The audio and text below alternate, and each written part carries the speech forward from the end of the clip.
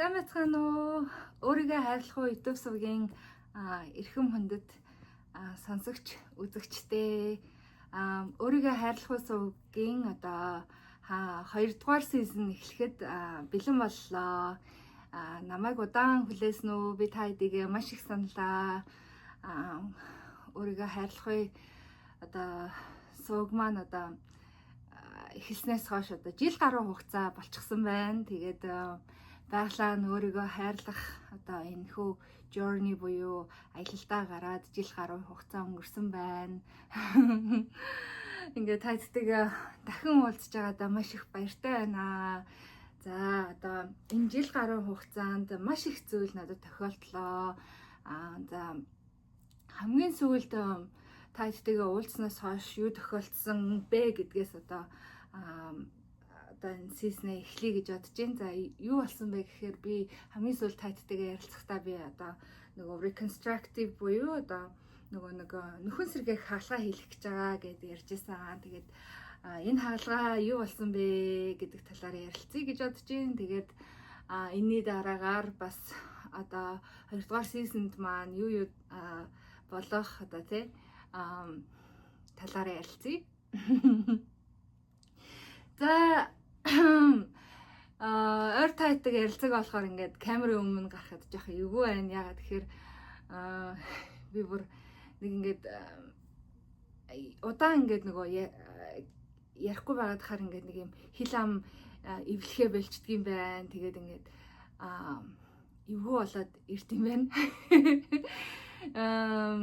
За юу болсон бэ гэхээр би нөгөө хаалгаанд орсон. Тэгээд хаалгаанд ороод гайгүй хурдан идэгчих юм байх гэж бодсон чинь тийм болоогүй, жоохон хүнд болоод эхлээд ингээд зүгээр идэгжсэн. Ингээд идгээд сайхан сорив тогтоод ингээд сайхан идгээд байжсэн аа. Нөгөө хавдрын би чинь хавдар авахсныхаа дараагаар нөгөө radiation хийлгсэн шүү дээ. Одоо туяаны эмчилгээ хийлгсэн. Тэсэн чинь туяаны эмчилгээ хийлгсэн чинь туяаны эмчилгээ чинь нөгөө одоо хүний биеийн тэр хавдрын хэсийг өхүүлэхээс гадна нөгөө эрүүл хэсийг маань өхүүлээд тэгээд дээрэс нь бас нөгөө юуг яачдаг юм бэлээ. Нөгөө хүний одоо цусны судас гэх бүх юмнуудыг ингээд өхүүлцдэг. Тэгээд тэрнээс болоод одоо нөгөө reconstructive буюу нөгөө силиконо хийгээд ингээд хийсэн чинь цусны судас хангалттай судас байхгүй ингээд тэтгэж чадахгүй байгаад тэгээ тэрнээс болоод хүчил төрөгчийн эмчилгээг одоо хийлгсэн. Тэгээ хүчил төрөгч яадаг гэхээр ингээд нөгөө шинээр хүний биеийг ингээд төлжүүлж ингээд цусны одоо судас бий болоход тусалт юм байна л да. Тэгээд тэр хүчил төрөгчийн эмчилгээ бүр үнэхээр гайхалтай байсан. Яасан гэсэн чинь ингээд юм намайг нэг юм аюу сан юм сансрын юм төвтүүлж байгаа юм шиг нэг юм оронд оруулаад ингээд ийм юунд ийм бүрхүүлэн юмд ингээ оруулангууд ингээ далайн гүнд оруулж байгаа юм шиг ийм тийм хүчил төрөгчин ийм pressure агарын даралтанд оруулаад тэгэнгүүт миний бие ингээ реакц өгдөг гинэ. Тэгээд тэгэж би маань ингээд реакц өгөөд тэгээ шинээр судас бий болгодог гэсэн. За тэгээд тийм эмчилгээ хийлгсэн. Тэгээд тэр эмчилгээ болохоор өдөр болгон хийлэгдэг заяа. Тэгээ өдөр болгон хийлэхдээ өдөрт 2 цаг 30 минут хийлгэнэ. Тэгээ 2 цаг 30 минут тэр юмд хэвтдэг. Тэгээ тэр юм ингээд айгүй хүний ингээд юм anxiety-тэй юм уу юм жоохон юм сандралтай хүн болвол тэрний дотор хэвтгэхэд амар хэцүү ингээд нөгөө чих ингээд бөглөрөөд ингээд яг л нөгөө нэг юм далайн гүнд орох үед ямар мэдрэмж төрөх үү. Тэгээ яг тийм мэдрэмж ингээд хүнд төрдөг. Тэгээ тэр мэдрэмж ингээд аимшигтай их жоохон хэцүү мэдрэмж. Тэгээд хүмүүсийг бол их хвчлэн ингээд нөгөө тайвшруулах юм уулгачдаг. Тэгээд ингээд тайвшруулах юм уучаар ингээд тайвшраад тэгээд тийм ингээд юу яадаг. Тэгээд тайвшруулах юм уухаар хамгийн гол нь нөгөө машин барьж болохгүй. Тэгээд өдөр болгон ингээд хин намайг машинаар зөөхөлээ. Тэгэхээр би тайвшруулах юм ууж чадахгүй. Тэгэл өөрөө ингээл өөрийгөө ингээл юугаал контрол хийгээл ингээл тийсэл ингээл юу ядагсан. Тэнд ингээл зарим өдөр ингээл амар anxiety өндөр байгаа л гэх юм бол юу гал би ингээд чадахгүй байна гарыг гэл ингээл янз янз байдаг байсан. Тэгээд тэр эмчилгээ 2 сар гарны хугацаа бараг 3 сар орчим тэр эмчилгээнд орсон өдөр болгон. Тэгээд тэрний ачаар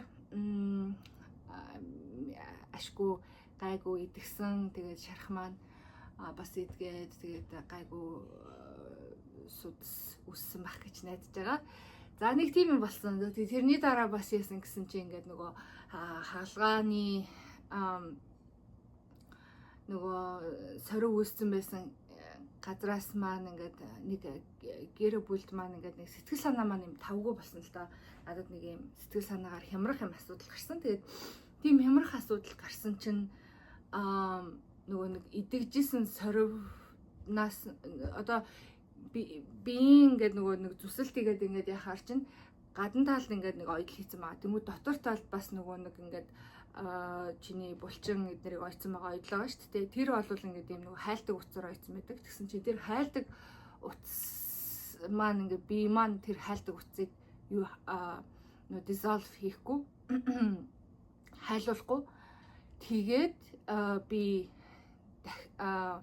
маань тэрийг нөгөө юу өрөвсүүлээд тэгээд дахиад тэрийг зүсүүлж тэр хэсгийг ингээд цэвэрлүүлэх юм шаардлагатай болсон. Тэгээд тэр хэсгээ цэвэрлүүлээд дахиад тэр хэсгийнхаа ингээд дахиж оёдл хийлгээд ингээд яасан чинь ерөөсөө тэр оёдлын утас миний би ерөөсөө таалагдахгүй. Тэгээд дахиад оёдлын утас таалагдахгүй. Дахиад нөгөө оёдлын утсаа авахуулаад дахиад нөгөө идэлээд тэгээ ингээ 2-3 удаа ингээд хаалгааны орон дээр гарч юунд ясан. Одоо хүртэл одоо нэг хэсгийн маань ингээ би бүтэн ингээд идгээгүй аа.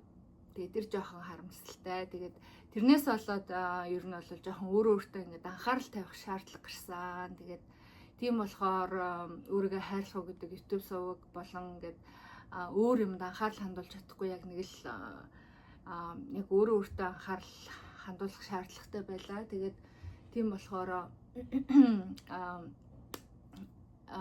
одоо өөрийгөө энэ сувгийг нээсэн гол шалтгаан чинь өөрийгөө хайрлах шүү дээ. Тийм болохоор энэ удаад өөрийгөө хайрлая, өөртөө фокус хий гэж бодоод би хэсэгтээ болвол ингээд завсарласан байлаа. За тэгээд намайг үзэж сонсдог бүх үзэгчдээсээ бас ингээд хэсэг хугацаанд те YouTube-д завсарласандаа одоо шалтгаан маань бол энэ байлаа.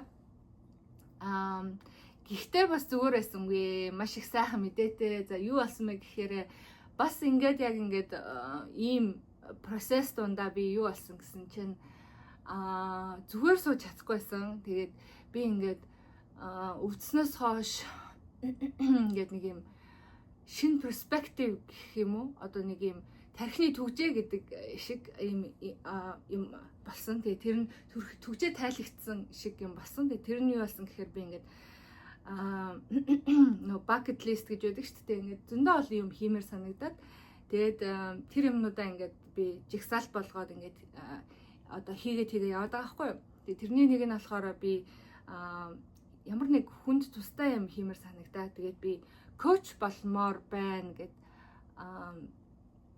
мөрөөдөжсэн. Тэгээд коучинг академи сургууль тэгээд багш ингээ хайжсэн байхгүй юу. Тэгээд байж агаад одоо нэгэнт бас Америкт амьдарч байгаа хүн байна те. Энэ Америкийн бүр юм гоё дэлхийн хэмжээний юм мундаг гоё академи багш нараас ингээ суралцъя гэж бодоод ингээ байжсэн. Нөгөө одоо Oprah гэж мэдэн штэ та хэд нөгөө Oprah Winfrey гэдэг штэ нөгөө алдартай сэтгүүлч Oprah-гийн шоу гэж байдаг те. Тэр эмэгтэй өөрийнх нь коуч байдаг байхгүй юу? Martha Beck гэд. Тэр эмэгтэй болвол одоо энэ коучинг салбарт бол маш их алдартай. Тэгээд тэр өөрөө Harvard-ыг нөгөө psychology-гаар төгссөн. Тэгээд ийм мундаг эмэгтэй байдаг. Тэгээд тэр эмэгтэй одоо коучинг хийж байгаа өнцг нь бол үнэхээр ийм гайхалтай илүү юм арай өөр өнцгөр хардаг юм эмэгтэй байхгүй. Тэгээд би тэр эмэгтэй ярьж байгаа хэлж байгаа зүйлд надад их өвөрмөц санагдчихсэн. Тэгээд сонирхоод байсан чинь тэр Marta Beck Wayfinder Life Coaching гэдэг юм академитэй байсан. Тэгээд тэр академид нь сурж үзүүл гээд ингээд судалж үзэж байгаад тэгсэн чинь академийн амар үнэтэйсэн байхгүй. Тэгээд би үнэтэй юм да. Би ч одоо ингээд зөндөө олон юм зардалтай байгаа штэ. Одоо хагалгаа гэдэг тэгэхээр амжихгүй юм да гэж бодож ирсэн аа. Тэтгэлэг байсан. Тэгээд тэтгэлэгт нь би ингээд apply хийгээд үлдээсэн байсан. Тэгээд би apply хийчээд хичээл нь 3 сард эхлэх юм байна гэж харчаад. Тэр нь бүр одоо айл дээр үед би хэдий 9-10 сар үед юм уу? Тэг apply хийчээд тэрнээс өмнө ч юм уу 8 сар ч юм мэдгүй. Ямар ч хэсэн нэлээд дээр үед. Тэгээд ингээ хаалгын молгонд ороод ингээ явцсан бүр ингээ замхарцсан байсан. Тэгээд тэгсэн чинь саяхан тэгээд бүр тэрийг мартцсан. Тэгээд apply хийчээ. Тэгээд apply хийхийн тулд чинь зөндөө олон юм асуулт юмнууд бүлэх хэвээр. Тэгээд тэднийг би бүгдийг бөглөжөөд тэгээд хүмүүст хүнд хэлээг байхгүй яа. Тэгэхээр би өөрөө найдлаггүй байсан их. За намайг би ч нэг авахгүй бахтаа яад бол энэ чи зөндөө олон хүмүүс apply хийж байгаа штэ тий. Тэгээд дээрэс нь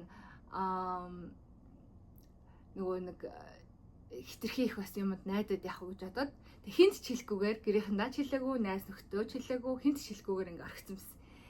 Тэгээд орхичоо байж исэн чи яасан гэж сая юунд 1 сард байсан уу 2 сард байсан уу ингээ спам имэйлээ ингээ шалгаад би энэ спам ер нь ихэвчлэн ингээ шууд ингээ бүгдийг all select гэдээ устгачдаг байхгүй. Тэгсэн чинь тэр өдөр ягаад ч бүх спамнуудаа ингээ нэг нэгээр нь select хийж аваад устгаж ийсэн аа. Тэр Marta Beck-ээс ирсэн имэйл байна. Тэгэхээр тэрийг ингээ аюугаад клик хийгээ харсан чи харин тэр юунд маань тэтгэлэгт маань тэнцсэн гэсэн юм хариу байдیں۔ Тэгээ би тэр юунд академид 80% тэтгэлэгтэй тэнцсэн байсан. Тэгээд одоо энэ олон улсын зэрэгтэй Wayfinder буюу одоо ингээд гарц гаргалгаа олдог хүний одоо байглаас өгсөн өгөгдлийг нь олж одоо тий 100% потенциалыг ингэж гаргаж тий аз жаргалтай сайн сайхан амьдрахад нь тусалдаг тийм одоо тий амьдралын гарцыг олоход тусалдаг тийм life coaching болохоор суралцахаар болсон. Тэгээд одоо хичээл маань яг өчигдөр эхэлсэн. Тийм сайхан мэдээтэй байгаа. Тэгээд энэ бол бүр үнэхээр юм шокинг юм одоо гайхалтай мэдээ. Тэгээд бүр цаанаасаа гэж байдаг болвол тийм юм болсон юм шиг надад санагдчихж байгаа. Тэгээд энийгээ тайттэйгээ хуваалцъя гэж бодоод өнөөдрийнхаа энэ бичлэгийг хийж гэн. Тэгээд энэ бол надад тохиолдсон одоо сүүлийн үеийн хамгийн сайхан мэдээ. Тэгээд үнэхээр их аз жаргалтай байгаа. Тэгээд энэ сургалт маань болохоор академи олон улсын зэрэгтэй юм би коуч болно. Тэгээд би 12 сард сургуулаа төгсөн. Тэгээд 12 сард төгсөнгүүтээ ерөөсөө би Монголд очиод бүр юм ивент зохион байгуулъя гэж бодож байгаа. Тэгээд намайг сонсдог хүмүүс маань намайг Монголд очихоор надтай уулзаарай гэж би хүсмээр байна. Тэгээд одоо энэ өөрийгөө хайрлах уу YouTube-ээрээ бас нөгөө хичээлээрээ сурж байгаа энэ явцаа бас ингээд тайттэйгээ хуваалцаад явнаа. Нэг иймэрхүү сонирхолтой байна. Тэгээд за энэ шинэ сизнэрээ би юу тайттэйгээ ярилцмаар байгаа вэ гэхээр за өөрийгөө хайрлах уу гэдэг бол угаасаа энэ амьдралдаа насан туршдаа ингээд хэрэгжүүлэхтэй ийм одоо journey буюу ийм аялал юм байна гэдгийг бид нар бүгд ойлгочихсон тий. За юун дээр одоо бид нар төвлөрөх хэрэгтэй юм бэ гэхээр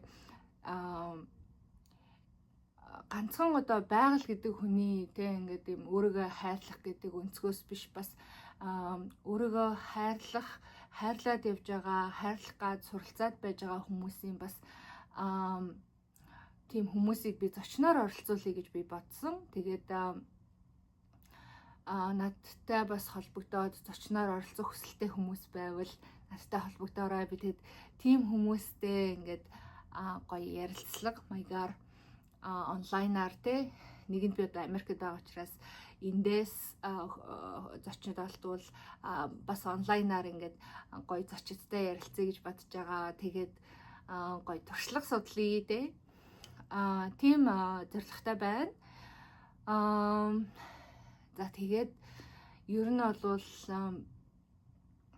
өчигдөр одоо манай энэ хичээл одоо The Wayfinder Life Coaching хичээл маань дөнгөж эхэлсэн. Тэгээд манай хичээл дээр бол ерөөсөө хэлж илээ.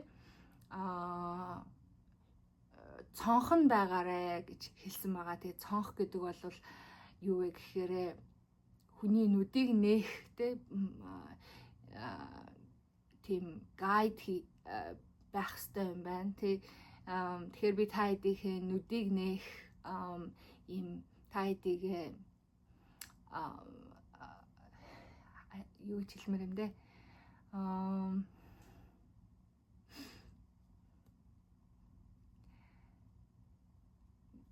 Өөрийнхөө амьдралаар болон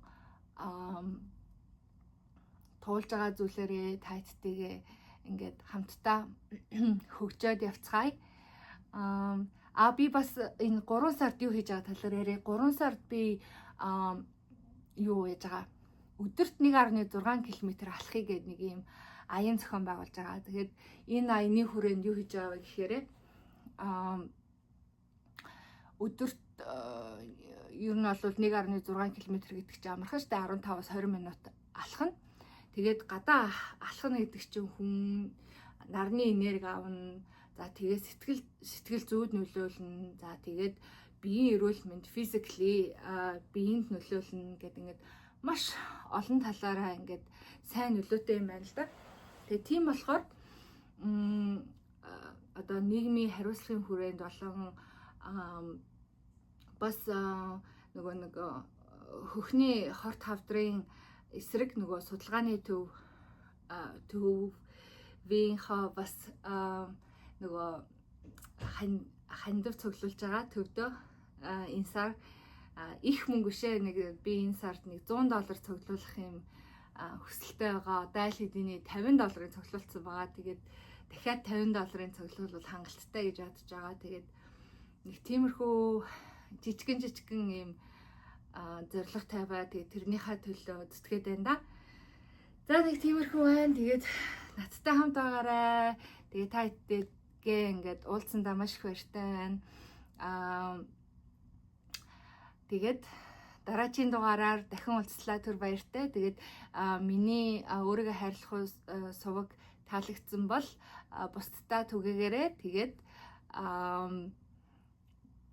дахин уулзлаа түр баяртай.